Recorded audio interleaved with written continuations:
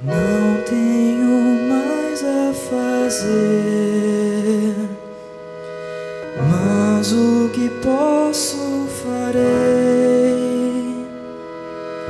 pra demonstrar o tamanho da gratidão,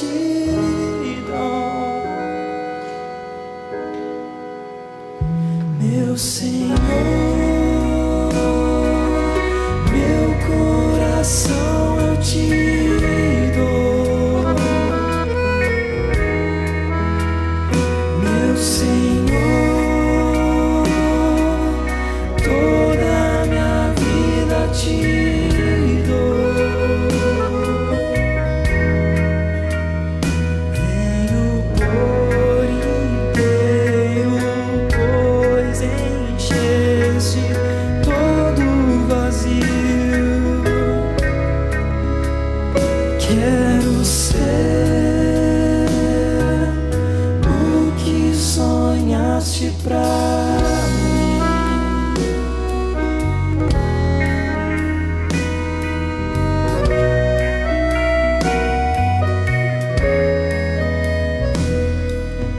Olho pra trás, vejo o quanto eu dependi de ti.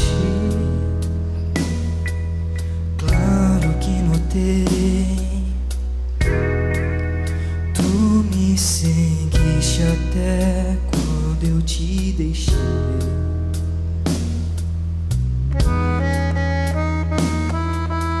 Não tenho mais a fazer, mas o que posso farei pra demonstrar o tamanho da imensa gratidão,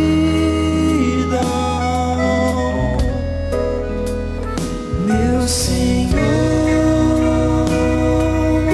Meu coração eu te dou, meu Senhor, toda a minha vida te dou. Venho por inteiro, pois encheste todo o vazio. Quero ser o que sonhaste pra mim.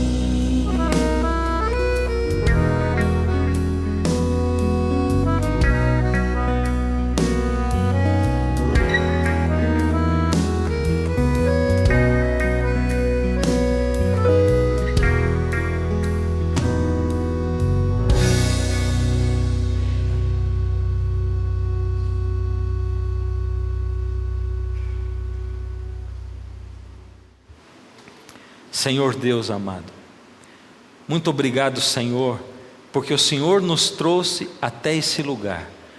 Obrigado, Senhor, porque nós estamos em contato com a Sua palavra. Que ela seja nesse momento luz para o nosso caminho. Quantos filhos seus nesse mundo andam sem luz, na escuridão, desesperados? Quantos não têm certeza da vida e não sabem o que acontece após a morte? Quantos, Senhor, desejam saber a verdade a respeito do Senhor e do ser humano? Ó Senhor, enche a nossa alma com o seu poder e a sua misericórdia, hoje, em nome de Jesus, amém. A palavra de Deus começa dizendo para nós em 1 Tessalonicenses 4,16: porquanto o Senhor mesmo, dada a sua palavra de ordem, ouvida a voz do arcanjo e ressoada a trombeta de Deus, descerá dos céus, e os mortos em Cristo ressuscitarão. O Senhor mesmo, dada a sua palavra de ordem. Quem é o Senhor? É o Senhor Jesus. O Senhor Jesus vai descer nas nuvens do céu, como Ele prometeu. Quando Jesus, depois de ressuscitar, andou aqui, a palavra de Deus diz que Ele entrou na cidade e muitos viram ao Senhor Jesus. E ele durante 40 dias andou aqui. Depois de 40 dias ele foi levado ao céu. 2 anjos se aproximaram dos discípulos enquanto Jesus subia nas nuvens e disseram: varões galileus, por que vocês ficam olhando aí para o Senhor? Saibam que assim, do mesmo jeito como Ele está subindo agora, Ele volta, Ele vai descer. Então confiem nisso, porque o Senhor Jesus, que veio e que pagou e que fez a parte mais difícil, morreu por você. Ele está indo, mas Ele vai voltar nas nuvens. E aquele dia, o Senhor Jesus, daqui a pouco, vai aparecer nas nuvens do céu, como Ele subiu. Eu não sei que palavras Ele vai dizer. E às vezes eu fico sonhando e pedindo para Deus: Senhor, será que o Senhor não podia me dar um sonho, um vislumbre de que palavras o Senhor Jesus vai escolher para falar quando Ele voltar nas nuvens do céu? Daqui a pouco as pessoas vão se cutucar umas às outras, elas vão mostrar o céu dizendo: que nuvem é aquela? Daquela nuvem estranha. É uma nuvem tamanho da mão de um homem, diz a palavra de Deus. E logo as pessoas vão perceber que aquilo não é nuvem, coisa nenhuma, é o Senhor Jesus voltando nas nuvens dos céus. E o Senhor Jesus vem sentado no seu trono, na sua cabeça não uma coroa de espinho, mas uma coroa de ouro. Ele tem na sua mão o cetro, a foice. Ele vem para a colheita, Ele vem colher aqueles que pertencem a Ele e que ganharam a salvação de graça, baseados e confiados no sangue precioso do Senhor Jesus, derramado na cruz do Calvário. E o Senhor fala, e quando o Senhor fala, eu não sei que palavras, eu sonho com elas. A voz do Senhor Jesus entra nas entranhas da terra, nas fendas das rochas. E o que acontece? Os mortos em Cristo ressuscitam. Dá para imaginar essa cena? Dá para imaginar a terra se revolvendo e milhares deles descendo as colinas, andando pelos vales. São mães e filhos se reencontrando, são famílias inteiras se abraçando, os anjos conduzindo, cada um ao destino dos seus, cada um para se encontrar com os seus, todos eles reunidos diante do Senhor Jesus. Que cena maravilhosa! Só que o Senhor Deus declara para nós que quando Jesus voltar e Ele falar, os mortos em Cristo ressuscitarão. Ressurreição, essa é a saída do Senhor Deus para o problema da morte. Não existe outra coisa na Bíblia a não ser uma coisa chamada ressurreição, como ressuscitou o Senhor Jesus, com corpo, carne e ossos e sangue, como antes, sim ou não? Assim, a palavra de Deus nos diz, ela nos diz que o Senhor Jesus ressuscitou corporeamente. Tanto Ele ressuscitou corporeamente, que quando Ele se apresentou para os discípulos, eles não acreditaram.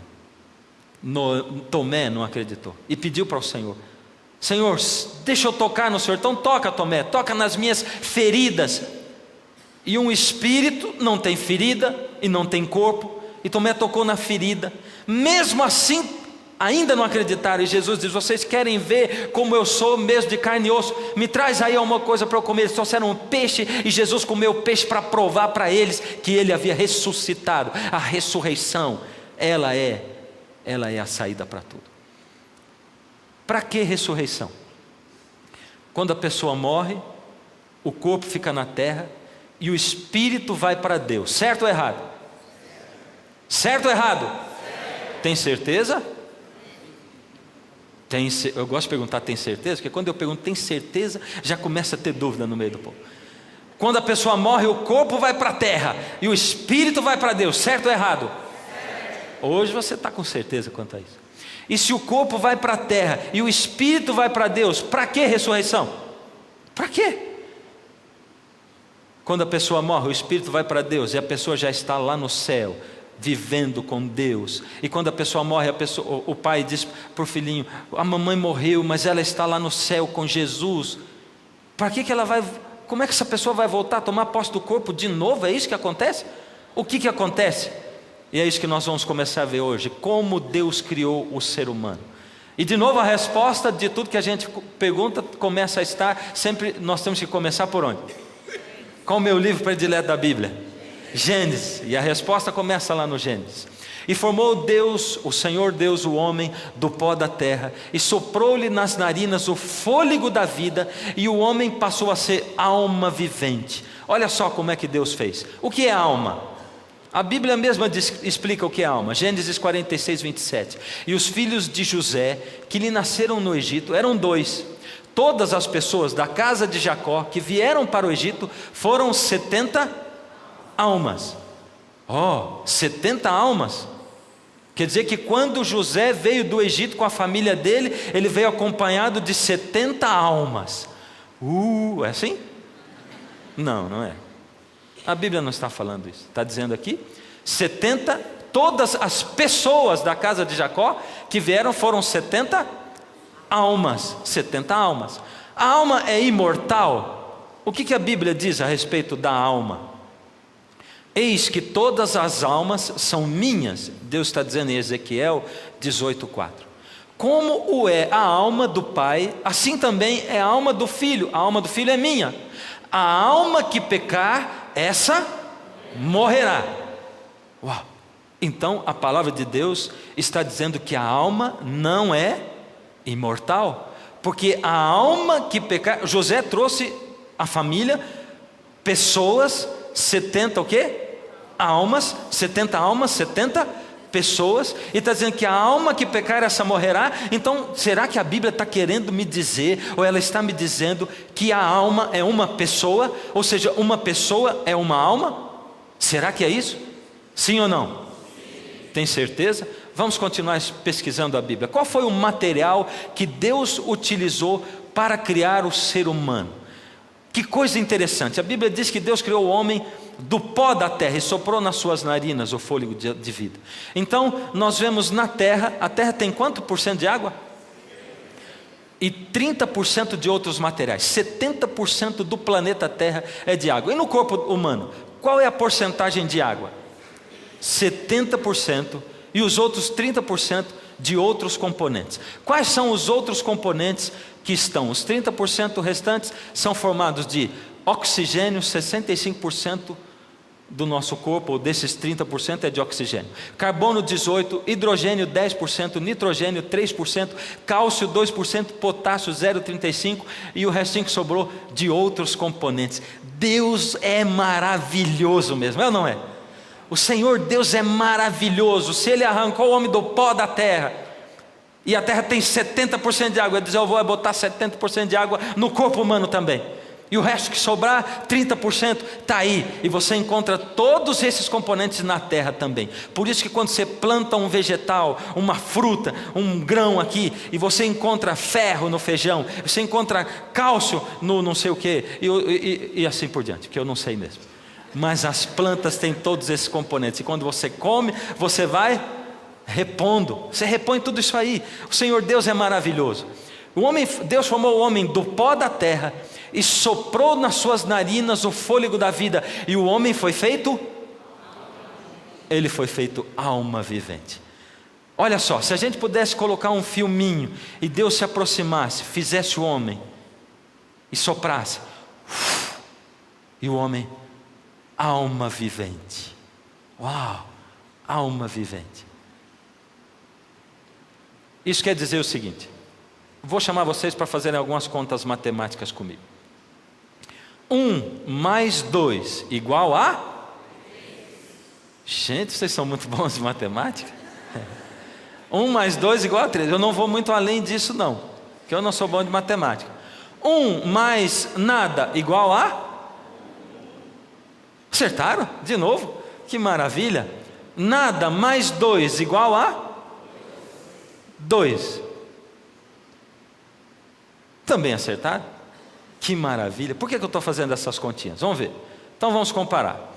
O que diz ali? Que o homem, Deus formou o homem do pó da terra, soprou na sua narina o fôlego da vida, e ele foi feito alma vivente. Pó mais fôlego igual a alma.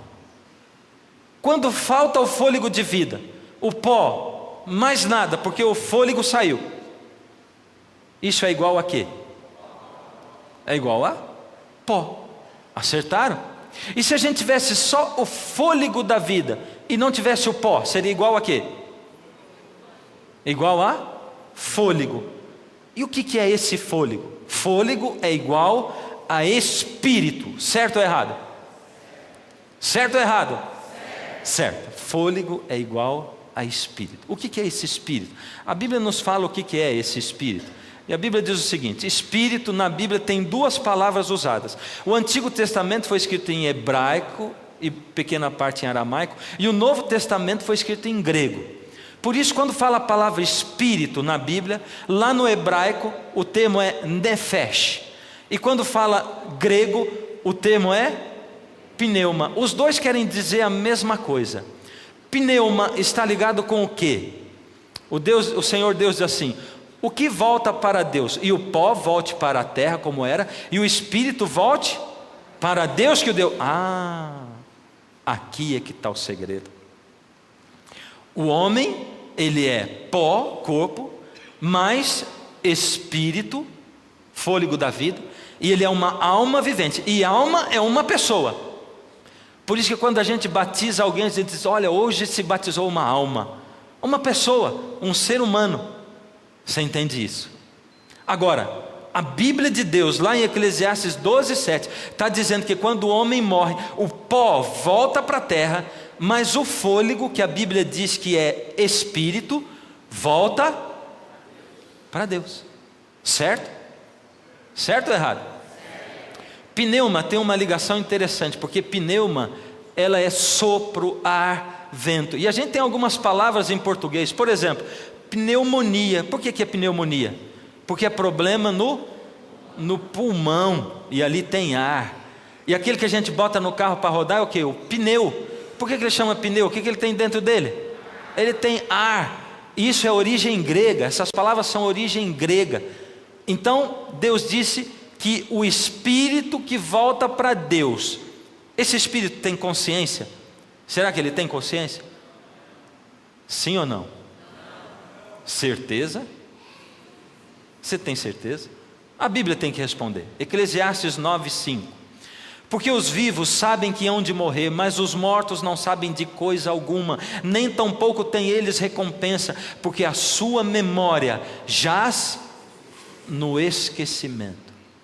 A palavra de Deus está dizendo que os vivos sabem que vão morrer, mas os mortos não sabem de coisa nenhuma. A palavra de Deus nos esclarece ainda mais. Ela diz o seguinte: tal como nuvem se desfaz e passa, aquele que desce à sepultura jamais tornará a subir, nunca mais tornará a sua casa. Jó 7, verso 9. Tem mais. Gênesis 3:19. Do suor do teu rosto comerás o teu pão, até que tornes a terra, pois dela fostes tomado, porque tu és pó, e ao pó voltarás. Será que eu devo consultar os mortos para saber alguma coisa? Para saber o futuro? Será que eu posso consultar os mortos para eu falar com um filho meu que já morreu, para saber como é que ele está lá no futuro? O que diz a palavra de Deus? Nem necromante, nem mágico, nem quem consulte os mortos, pois todo aquele que faz tal coisa é abominável ao Senhor, e Deus o lançará fora do seu povo. Por que Deus faz isso? Por que Deus diz que vai lançar fora do povo quem vai consultar os mortos? Por quê?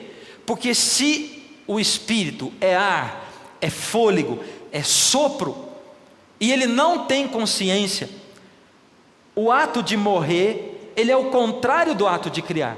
Se a gente pudesse colocar num filmezinho, Deus chegando, formando o homem, soprando, e o homem vivendo. Voltar esse filme, quando morre, é voltar o filme, é fazer o contrário. É o que? A primeira coisa, quando o homem morre, é o que? Deus absorve o fôlego de novo. Deus tira dele, Deus chupa, Deus suga a capacidade de respirar, o pneuma, o espírito.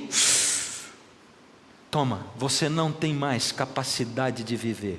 E o pó volta para a terra. Então quando eu consulto os mortos, quem eu estou consultando? Se isso não tem consciência, se esse fôlego de vida voltou para Deus e ele não pensa, ele não sabe de nada, e se o homem que morreu jamais voltará a ocupar o seu corpo de novo? Por isso o Senhor Deus diz, é abominável. Ele diz mais: o que devemos fazer é consultar a lei e os ensinamentos de Deus. O que os médiuns dizem não tem valor nenhum. Eu quero dizer para você, meu querido irmão espírita, que o meu desejo não é falar contra a espírita. O meu desejo não é contra você, nem contra a instituição a qual você pertence, que dirige instituições de caridade e faz um belo trabalho de caridade.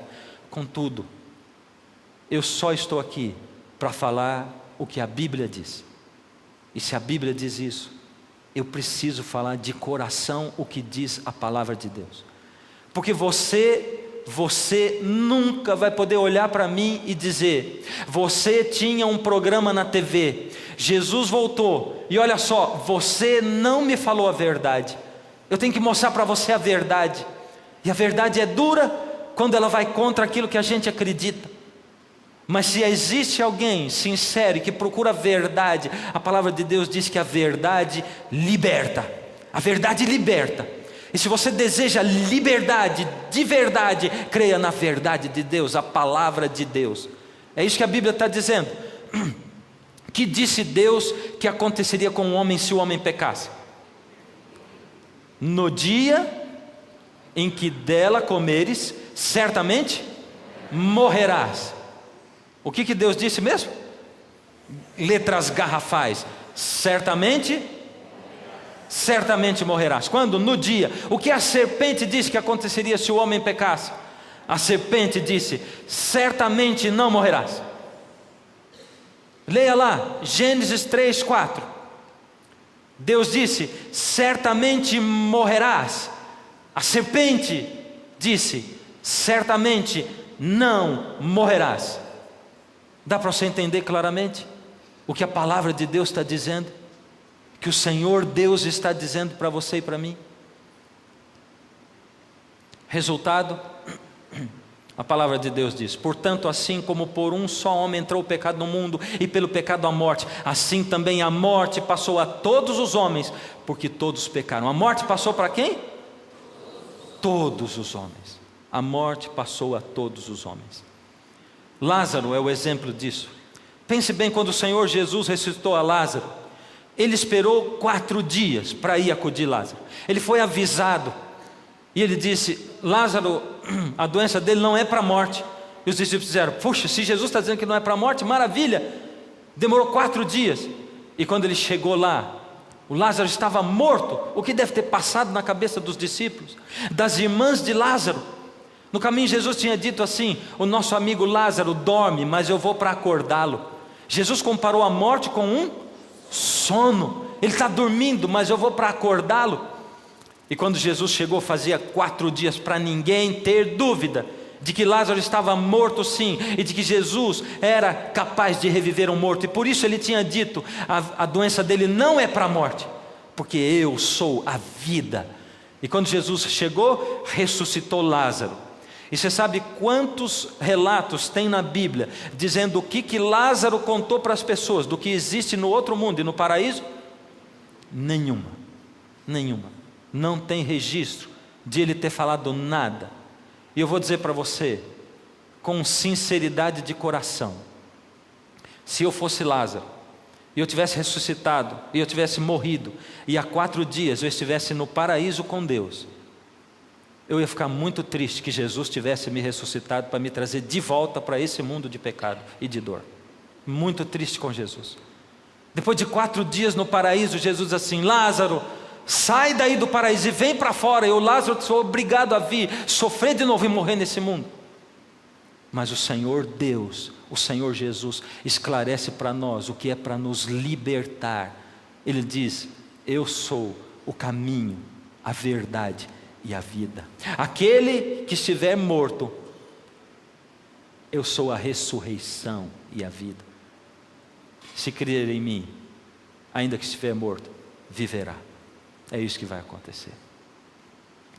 Há um tempo atrás, tem Jesus também. Jesus é o nosso exemplo. E Jesus fez questão de morrer, aguardou na sepultura e ressuscitou. Morreu e ressuscitou. E Ele é o nosso exemplo. Será que isso não significa nada para nós, cristãos? Porque se Jesus foi tão minucioso que ele até se batizou para dar o exemplo. Jesus precisava ser batizado, mas ele chegou para João, e João disse: eu não sou digno nem de desatar as suas sandálias. E Jesus diz: é necessário que isso aconteça para que tudo que está escrito a respeito de mim se cumpra. É necessário, João, para eu dar o exemplo para todos saberem que têm que ser batizados, é necessário. Será que Jesus também não deu o exemplo quando ele permaneceu na sepultura e ressuscitou?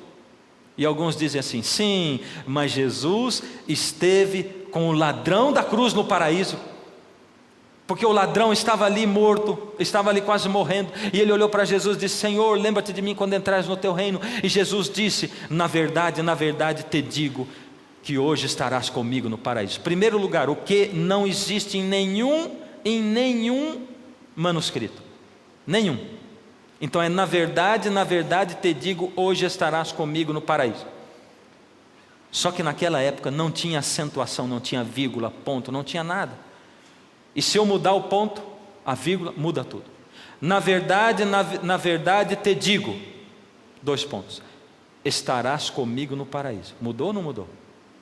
Na verdade te digo, tem hoje. Na verdade te digo hoje, estarás comigo no paraíso. Na verdade te digo, hoje estarás comigo no paraíso.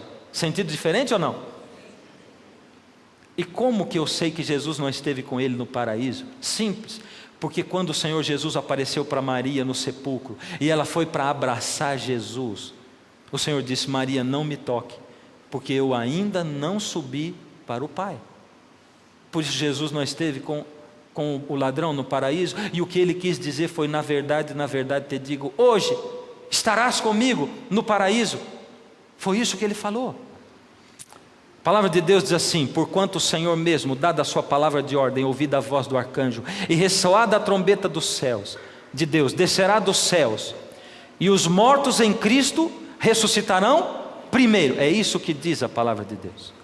O Senhor Jesus volta, chama, e os mortos em Cristo ressuscitarão primeiro. Depois, Paulo diz: nós, os vivos, os que ficarmos, seremos arrebatados juntamente com aqueles que ressuscitaram entre as nuvens, para o encontro com o Senhor Jesus nos ares, e assim estaremos para sempre com o Senhor. O Senhor Jesus volta, os mortos em Cristo ressuscitam com um corpo novo, glorificado. Depois os que estiverem vivos são transformados, e juntamente com aqueles, levados para encontrar com o Senhor nos ares. Mas esses são os mortos em Cristo. E os outros? O que vai acontecer? E aqueles que não estão em Cristo e que estão vivos na volta de Jesus, o que vai acontecer? E aqueles que morreram durante 6.000 anos de história de pecado nesse mundo, o que vai acontecer? E morreram longe de Jesus, o que acontece com eles? E os que estavam vivos? A palavra de Deus vai esclarecendo para nós. Isso aí está dizendo que, na verdade, a palavra de Deus continua: pelo contrário, serão sacerdotes de Deus e de Cristo, e reinarão com Ele 1000 anos. Deu para você entender? Primeira ressurreição, os que morreram em Cristo ressuscitam primeiro, e aí eles vão ser sacerdotes de Deus e de Cristo, e reinarão com Cristo durante 1000 anos. É o que diz a palavra de Deus. Dá uma olhada nisso aqui. Ali os eventos iniciais desse período de 1000 anos, e aqui os eventos finais. O que acontece ali no começo dos 1000 anos? A palavra de Deus começa a dizer assim: não vos maravilheis disto, porque vem a hora em que todos os que se acham nos túmulos ouvirão a voz de Deus e sairão. Opa, primeiro disse que os que morreram em Cristo, mas diz assim que vai chegar a hora em que todos vão ouvir e sairão. Como? De novo a palavra de Deus diz: os que tiverem feito o bem para a ressurreição da vida, e os que tiverem praticado o mal para a ressurreição do... a Bíblia diz que vai haver, quando Jesus voltar, duas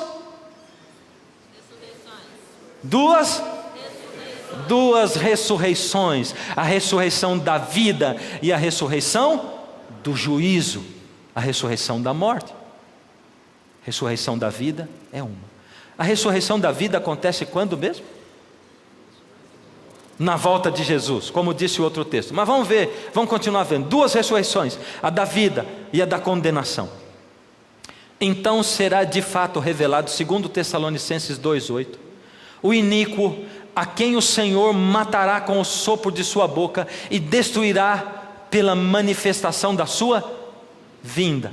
O Senhor Jesus volta, Ele dá a palavra de ordem. Aqueles que morreram em Cristo ressuscitam, mas o iníquo, aquele que não teve tempo para Jesus, aquele que viveu a sua vida longe de Deus, aquele que nunca lembrou de Deus e que se fixou nessa vida, aquele que praticou a desgraça nesse mundo, os abusos sexuais nesse mundo, os bandidos, os miseráveis, aqueles corruptos que arrancaram o dinheiro e arrancaram a comida da boca do pobre, aqueles que manipularam os resultados, o dinheiro, aqueles que cuidaram de serem poderosos nesse mundo e se descuidaram da vida futura, aqueles que praticaram a desgraça e o mal nesse mundo, o Senhor Jesus vai ter que desfazê-los pelo sopro da sua boca, porque eles se emaranharam demais com o mal, eles se entrelaçaram demais com o pecado, e Deus não suporta o pecado. Ao Deus destruir o pecado, eles vão estar tão entrelaçados com o pecado que serão destruídos junto com o pecado. Será morto o pecado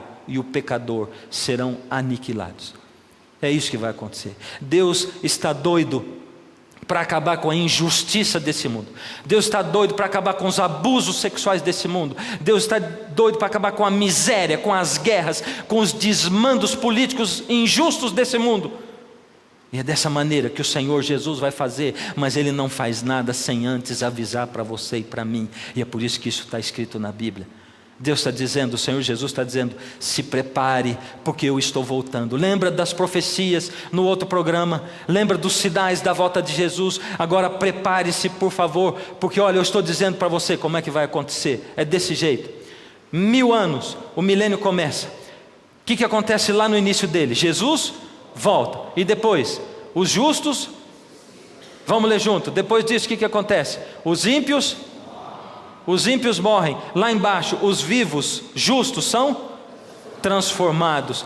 E os justos todos, os que estavam vivos e os que estavam mortos, são trasladados para o céu, para encontrar com o Senhor nos ares e para reinar lá com Ele durante 1000 anos. Agora veja, esse outro verso, Apocalipse 20, de 1 a 3, continua descrevendo: então vi descer do céu um anjo, tinha na mão a chave do abismo e uma grande corrente. O que ele fez? Ele segurou o dragão, a antiga serpente. A antiga serpente é quem mesmo? Então quem foi que falou para Eva: certamente não morrerás? Foi o diabo mesmo, foi ele que falou, ele é que estava na serpente. Enquanto Deus disse certamente morrerás, ele dizia certamente não morrerás. Satanás, e o prendeu por 1000 anos, lançou-o no abismo. O anjo veio com a corrente, prendeu Satanás durante 1000 anos e lançou-o no abismo. Como ele foi preso? Como essa corrente? Como que ele ficou lá preso durante 1000 anos? Pensa bem. Vivos, quando Jesus voltar, os justos e aqueles que não aceitaram a justiça de Jesus de graça, pela fé. Os que aceitaram a Jesus, o que acontece com eles? Transformados e levados. Aqueles que não aceitaram, morrem. Mortos, os justos e os ímpios. O que acontece com os justos que estão mortos? Ressuscitam. E junto com os que estavam vivos, levados para encontrar Jesus no ar. Quem ficou vivendo na terra? Quem ficou vivendo na terra? Ninguém. A quem Satanás vai tentar? A quem ele vai tentar? Ninguém. Ninguém. Por isso ele está o quê? Preso, amarrado com correntes. Durante quanto tempo? Durante 1000 anos. Você lembra do santuário? Lembra que no dia da expiação vinha primeiro um novilho para o sacerdote, e ele confessava os pecados sobre a cabeça do novilho, e ele sacrificava o novilho, para que ele pudesse ser perdoado dos pecados e pudesse interceder e entrar no lugar santíssimo sem pecado na presença de Deus. Você lembra que depois vinham 2 bodes, lançava a sorte sobre um e sobre outro. Um era para Deus, e esse era sacrificado, o pecado era confessado na cabeça daquele bode. O sangue dele era levado para dentro do lugar santíssimo, diante da arca do concerto, e aquela arca do concerto existia, porque lá dentro estava a lei de Deus, a vara de Arão e o maná. A lei pedia a morte do pecador, e Jesus, o mediador, se colocava, se interpunha entre a justiça de Deus e o pecador, para que a justiça de Deus não fulmine o pecador. E Jesus, no lugar santíssimo do santuário, está lá se interpondo, dizendo: eu morri por eles, e a justiça de Deus passa pelo filtro que é o Senhor Jesus. O outro bode, ele era Azazel, sobre ele era confessado a culpa do pecado, ele era o culpado de ter trazido o pecado por todo mundo, e esse não era morto, era carregado para o deserto, e lá no deserto ele morria de sede e de fome. E Satanás vai ficar 1000 anos preso nessa terra. E as coisas de Deus, o santuário, traz mínimos detalhes do que acontece hoje, do que aconteceu no passado, do que aconteceu com Jesus e do que vai acontecer no futuro. O Senhor Deus é maravilhoso na sua palavra, Ele é detalhista na sua palavra. O Senhor Deus é fantástico, é um Deus de amor e de misericórdia, e eu fico arrepiado quando eu estudo a palavra do Senhor. Agora veja, vamos recapitular. Fechou-se e pôs selo sobre ele, sobre o dragão, sobre Satanás, para que não mais enganasse as nações, até se completarem os 1000 anos. Durante os 1000 anos, o que vai acontecer? Lá embaixo, Satanás vai ficar preso, e a terra desolada. Mas antes disse que aqueles que foram ressuscitados, foram levados para o céu, para lá em cima serem o quê? Sacerdotes. O que mais? Sacerdotes com Cristo. Durante quanto tempo? 1000 anos. Durante 1000 anos, enquanto os ímpios estão mortos, Satanás sem ter a quem tentar, lá no céu, o Senhor Deus abre espaço, os livros se abrem, e Deus é um Deus tão maravilhoso, tão fantástico, um Deus de amor e de justiça, que Deus não sacramenta, Ele não desce o martelo de juiz, antes que Ele dê satisfação para o universo inteiro. Por que Deus vai deixar esses justos lá em cima 1000 anos com os livros abertos? É porque Deus não matou essas pessoas de uma vez por todas. Eles ainda têm, entre aspas, a possibilidade de se reviver, Eles ainda têm a possibilidade de ressuscitar. Se Deus vai mostrar a vida de cada um que vivemos nesse mundo durante todos os 6.000 anos de existência da terra. Durante os 6.000 anos de existência de pecado na terra, Deus vai deixar todos lá no céu, durante 1000 anos, vendo como num filme a vida de todos, e Deus vai mostrar por que a cada um daqueles não foi para o céu. Os livros vão se abrir, os computadores, os HDs vão se abrir, e Deus vai mostrar em filme, e todos que estaremos, se Deus quiser, glória a Deus, lá no céu, vamos poder justificar e ver como Deus é justo, como Deus é maravilhoso, como Deus cumpre realmente, e Ele sabe o que é justiça. Deus vai prestar satisfação para você e para mim, Ele vai prestar satisfação para o universo inteiro, e só quando todos chegarem à conclusão e disserem: Deus é maravilhoso, Ele é justo, Ele deu 10.000 oportunidades, 1 milhão, 1 trilhão de oportunidades, Ele chamou 100.000 vezes cada um daqueles que estão lá embaixo, Ele deu oportunidades, Ele abriu portas, Ele chamou, Ele levou para culto, Ele falou através do sofrimento, Ele falou através da alegria, Ele deu bênçãos, Ele deu tanta coisa, chamou, falou em momentos decisivos da vida deles e disse: vocês precisam de Deus. Ele deu oportunidade, mas eles não quiseram. Deus é justo, eles estão lá e eles merecem. O pecado tem que ser destruído, a história do pecado no universo tem que acabar, durante 1000 anos Deus vai dar satisfação para o universo. Vi também tronos, e nestes sentaram-se aqueles aos quais foi dada a autoridade de julgar, e viveram e reinaram com Cristo durante 1000 anos. Isso está em Apocalipse capítulo 20, verso 4, na sequência do texto.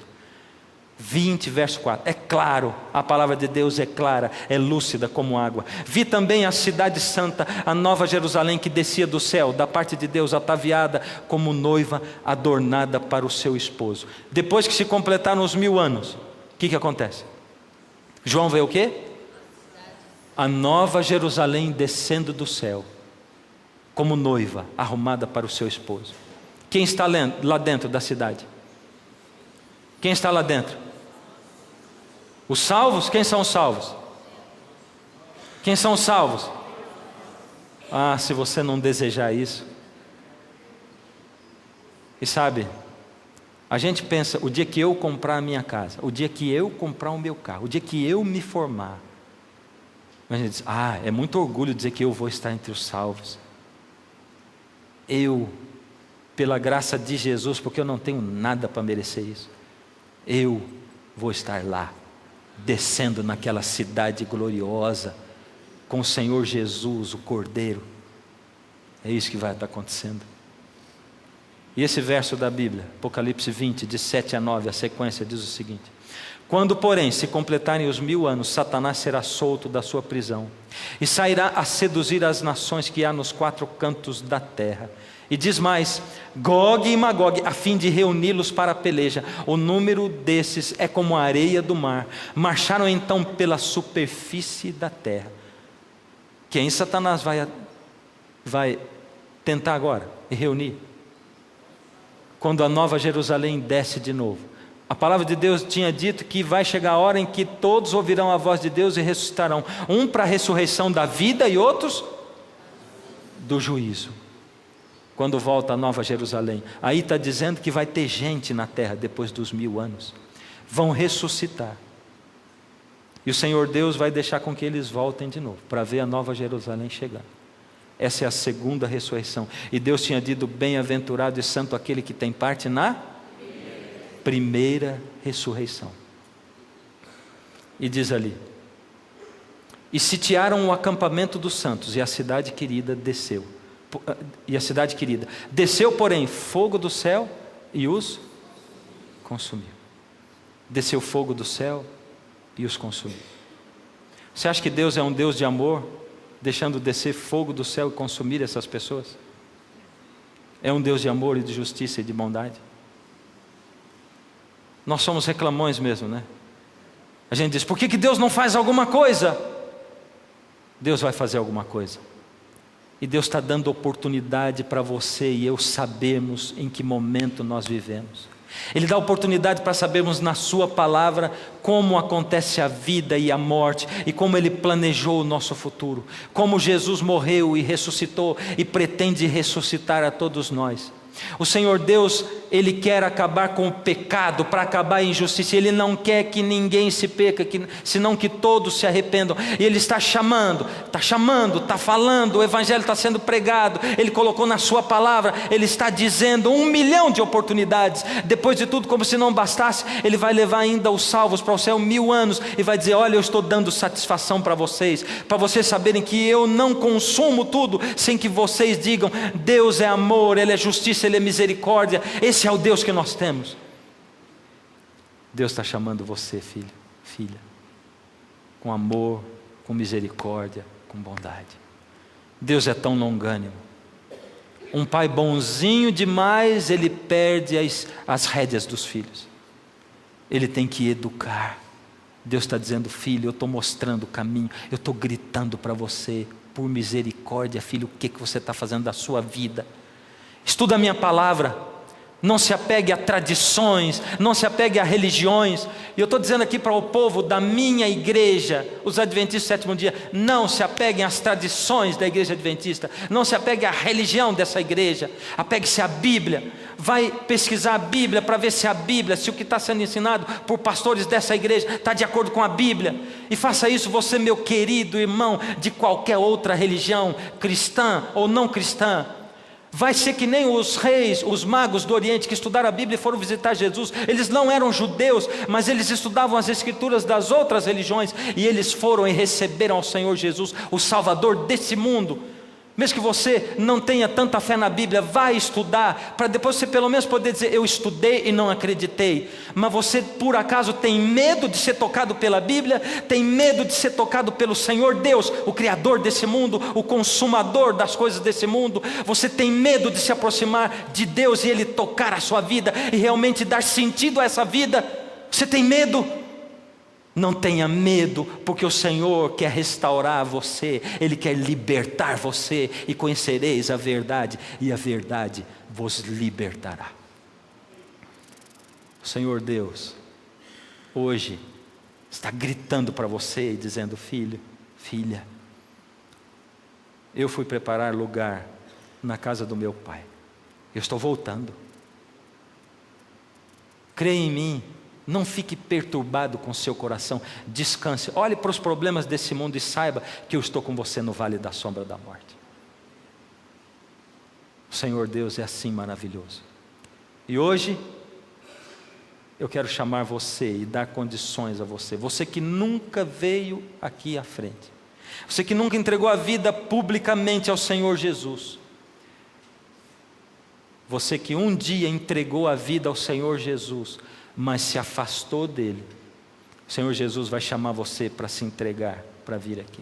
Você que rompeu com ele e precisa agora recomeçar. Você precisa de reavivar, porque reavivamento é coisa de quem está morto, e precisa de um desfibrilador para dar choque no coração, para ver se volta a viver. Deus está precisando dar esse choque no seu coração, em você, para você reviver. Então você sai da onde você está e vem aqui para frente. Eu quero orar com você. Você pode dizer: ah não, meu Deus, eu não tenho coragem para vir aqui. Não precisa coragem, precisa só se colocar nas mãos do Senhor, se lançar nas mãos dEle, e Ele traz você para cá. O Espírito de Deus vai tocar o seu coração. Mas eu já vou te dizer, você saindo daí e vindo para cá, é compromisso com Jesus. Jesus não fica com ninguém, Jesus namora. E Ele está chamando você para namorar com Ele. Ele quer compromisso de verdade com você. Enquanto a música toca, o Espírito de Deus toca o seu coração. Esta pode ser a sua última chance. Você já viu isso em algum lugar? Esta pode ser a sua última chance. Daqui a pouco o Senhor vem nas nuvens. Uma cena maravilhosa. O Senhor está voltando. Já podemos sentir a chegada dEle, a presença dEle. Quem sabe nós podemos rogar ao Senhor nessa noite e dizer, com as nossas palavras, do nosso jeito, clamar e pedir. Ó Pai, eu queria tanto ver o meu Senhor descer, vindo me encontrar. Posso até imaginar a refulgente glória do Senhor Jesus, transpondo as brancas nuvens no mais puro azul,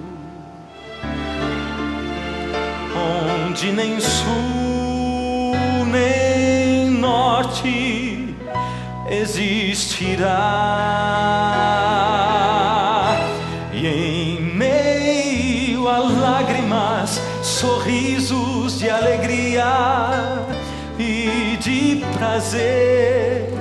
Eu que era cego agora posso ver, contemplar, enfim. Por isso eu canto glória, glória, glória ao Autor da minha fé. Glória, glória ao Autor da minha fé. Ainda dá tempo de você vir. Jesus está chamando você. Se tem uma luta aí dentro do seu coração, é você quem diz quem vai vencer. Vem. Poucos passos levam você para a vida eterna. Pai, eu queria tanto ouvir o som que vai abrir o encontro triunfal, rever amigos que um dia em Cristo foram feitos meus irmãos, e agora sim podemos dar as mãos,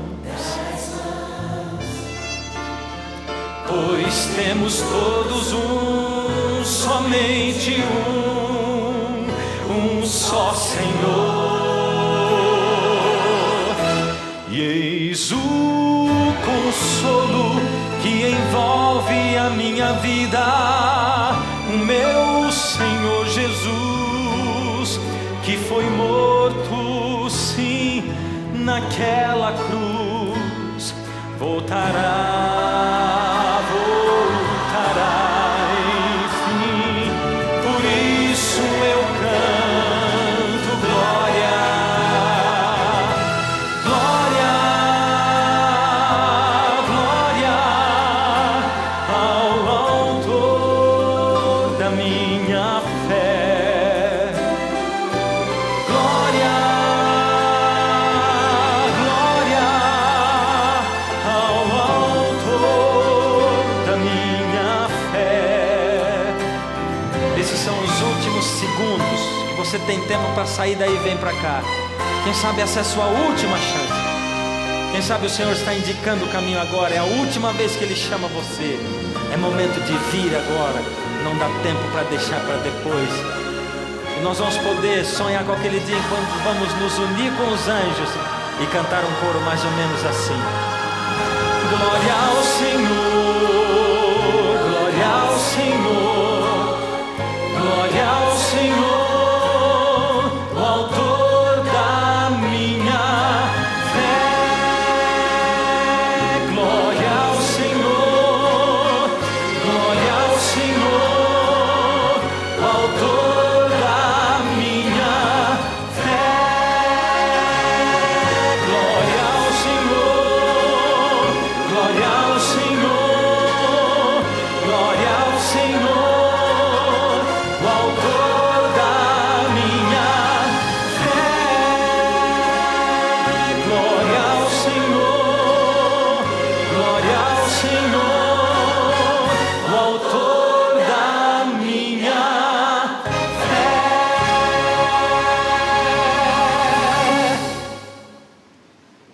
Será que ainda tem alguém que deseja vir?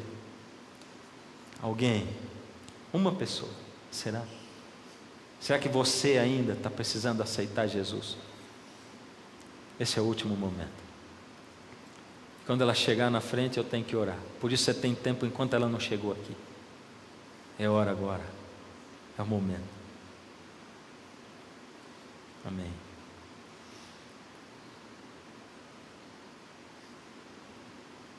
Se você quiser vir ainda, dá para vir durante a oração. Mas não fique aí sentado. Não fique. Mesmo que eu comece a orar, sai daí e vem para cá. Anda aí no meio do povo, no meio da oração, mas chega aqui nesse lugar. Se Jesus está convidando, não fica aí. Feche os olhos. Deus amado, ó Senhor Deus, a sua palavra é maravilhosa, minuciosa. Tantas vezes, Senhor, ela vem de encontro, bate contra as nossas tradições, aquilo no que sempre acreditamos. Mas, Senhor, nos dá a todos nós mente aberta, espírito aberto, coração aberto, para recebermos simplesmente a verdade. Não permita, Senhor, que sejamos enganados por seres humanos. Não permita que eu engane a ninguém. Não permita, Senhor, que sejamos enganados por falsas tradições. Mas, Senhor, ao bebermos da Tua palavra, verdade pura, revigora a nossa alma. Aceita, Senhor, a entrega dessas pessoas que aqui estão, daqueles milhares e milhares que estão nas suas casas. Aceita a entrega, Senhor. Toma-nos nas Tuas mãos. por toda a eternidade. Toca, Senhor, ainda aqueles que não conseguiram se levantar, que eles tenham tempo, em nome de Jesus. Amém, Senhor. Amém.